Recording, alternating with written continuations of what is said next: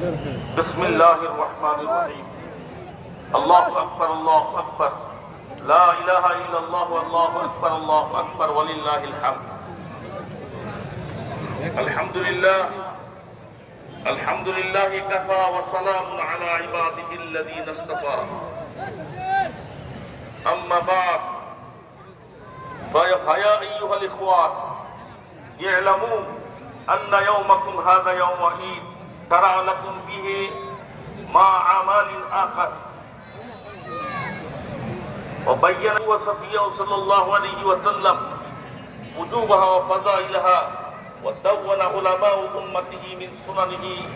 في كتب الفقه مسائلها الله أكبر الله أكبر لا إله إلا الله والله أكبر الله أكبر ولله الحمد.